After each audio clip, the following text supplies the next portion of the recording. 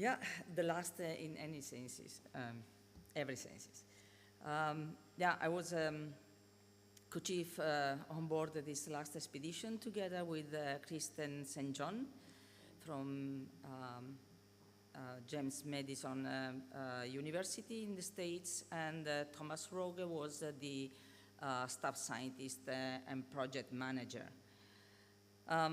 We just finished basically the expedition, because the expedition finished the 2nd of August. We are very much into the embargo, so we cannot say much, but during October, at least the initial report should be released, and therefore after that I might be able to say something more. But okay, let's see if I can do it. Well, this is the study area. We were in the Arctic, offshore the western margin of Svalbard or Spitsbergen, and on the eastern side of the Fram Strait. The Fram Strait is that channel, let's say, that gate, the only deep gate that connects the North Atlantic to the Arctic. And this is a very important area because it's the only place where there is a crossing of the deep circulation between the Arctic Ocean and the North Atlantic. And more specifically, we have warm currents getting into the Arctic, as you can see, the West Spitsbergen current that is in red, that is originally derived from the Gulf Stream and then crossed the North Atlantic as a North Atlantic current, and then changed the name, getting to the Western European margin, changed the name along the margin, and eventually, in the very last tip, get the name of West Spitsbergen current, moving on the western side of Spitsbergen, that is the biggest island of the Svalbard. And from there, part of the current crosses the Barents Sea directly, as you can see the first arrow, and part of the current, a large part of the current is vetted back and will move back and that to the Atlantic, and that is a very important component of the North Atlantic overturning circulation. On the opposite side of the Fram Strait, we have cold waters coming out from the Arctic. So this is a very important point for heat and salt exchange, because the current getting to the Arctic is warm and salty and bring moisture. And the current coming out from the Arctic is fresher and is very cold. So these Fram Strait start to open sometimes between 10 million years ago, but well, after 10 million years ago, it was already active, the circulation, and for sure on the late Miocene was active. So there was this exchange. But the onset of this exchange and this warm circulation also generate a number of depot centers along the margin, this sediment drift. As you can see in the top, you can see this sort of relief that is a preferential area for sedimentation. And this area got preserved because after the onset of the glaciation in the Arctic, this area were located in between the main ice streams. So they were somehow protected from the main input from the glacier. And because, yeah, and therefore they are mainly built by the bottom current. This kind of sedimentation we can find here is mostly continuous. It is expanded, And usually because the current transports not only sediments, but also oxygen and nutrients, is a very good environment for the organism to live.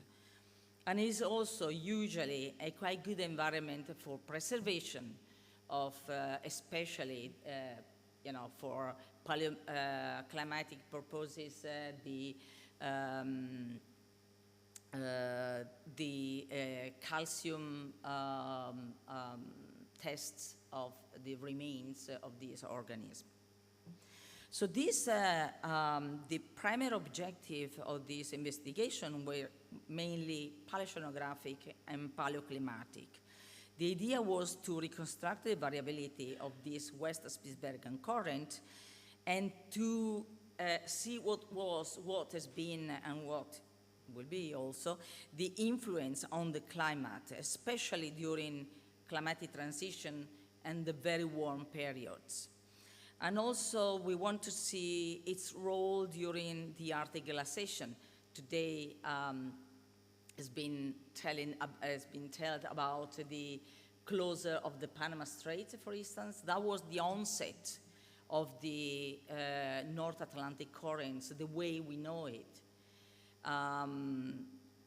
But there is a lot of debate whether the closing of that gate was actually linked to the onset also of the North Hemispheric glaciation. So this is one point we want also to see.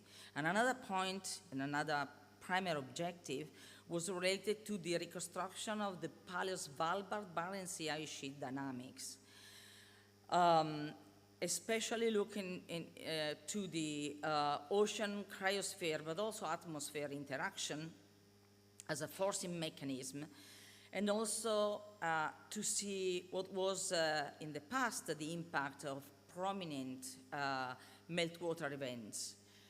We've been studying the very recent one. We know this occurred also in the past, and we want also to see what was the impact in terms of climate, possible forcing for the climate, in terms of the paleoceanography and the paleoenvironment. Why we thought, well, we understood now why, from the paleoceanographic point of view, this area is important. But why also for the paleoclimatic? Why also for the ice sheet dynamics? Well, the Paleo-Svalbard Barents Sea ice sheet share many analogies with the present West Antarctic ice sheet. They both were, well, the West Antarctic ice sheet still is, for a while at least, marine-based. And also, the bathymetric characteristics were quite similar because of these glacial trough where had a retrograde slope. So they are very much vulnerable for the warm currents coming in. And of course, one of the very important things here, but I will tell you slightly bit more, it's the time constraint. Because we want to know if, for instance, the present climate warming, when the present climate warming is going to affect the West Antarctic ice sheet. And the contribution for the sea level rise of the West Antarctic ice sheet is quite big. So, but we had also some secondary objective. One was the tectonic, it was related to the opening of the Fram Strait. There was also a companion proposal to this one that unfortunately could not be, it was scheduled, but they had to cancel it because of the mob of the resolution. And the companion was more interesting to the deeper part, so they were synergic, the two proposals. And so the companion was looking for the deeper information about the opening of the Fram Strait. In our case, was just when the Fram Strait was already open. But there was the monotransform fault that you can see in yellow, and that is part of the opening system of the Farm Strait.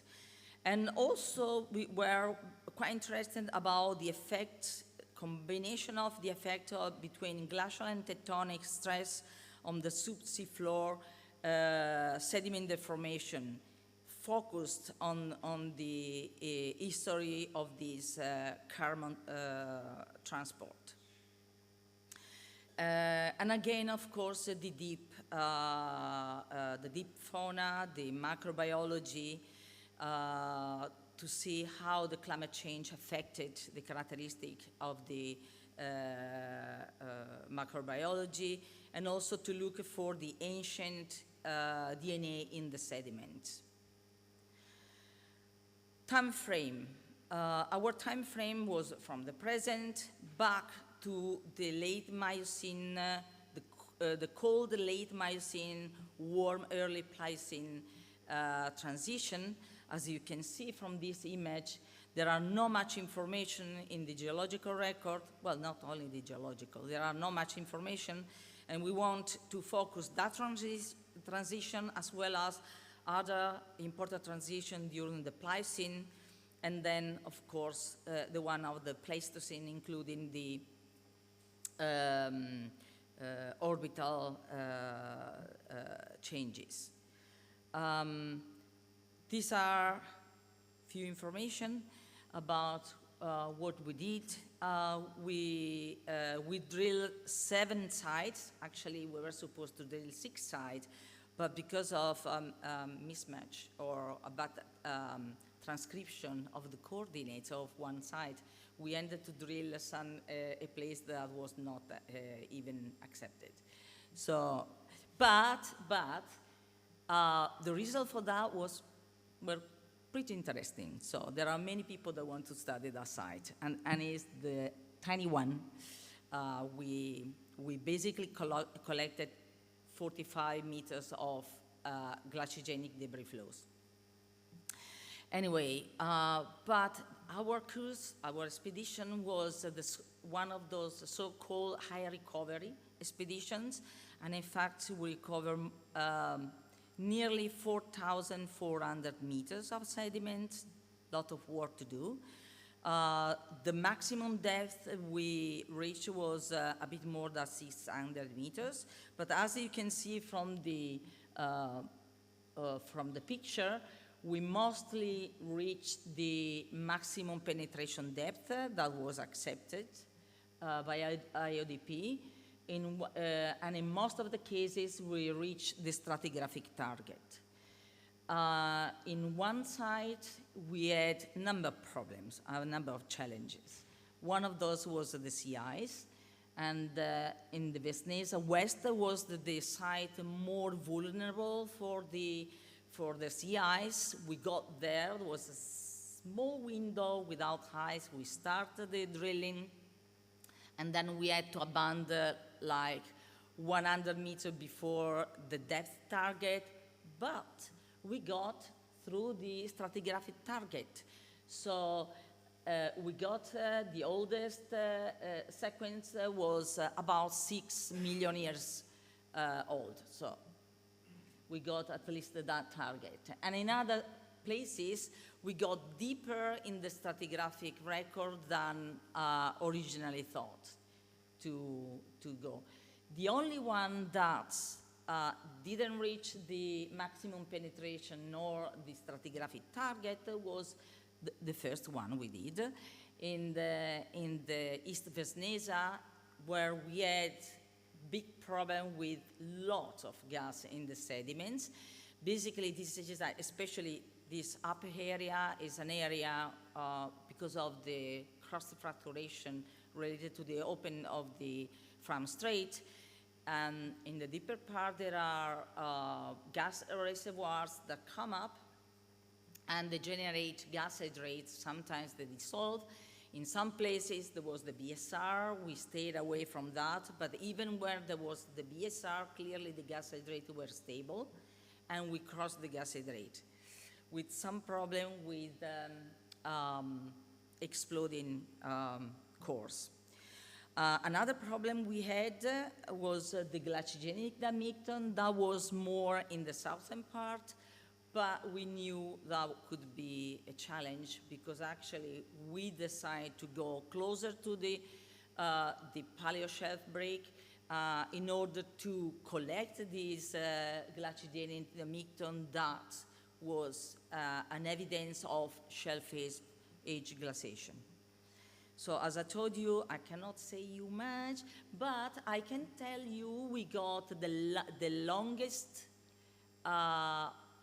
Pliocene record ever recovered in the Arctic. So that is going to be very interesting for past transition, important transition. And I thank you very much for your attention.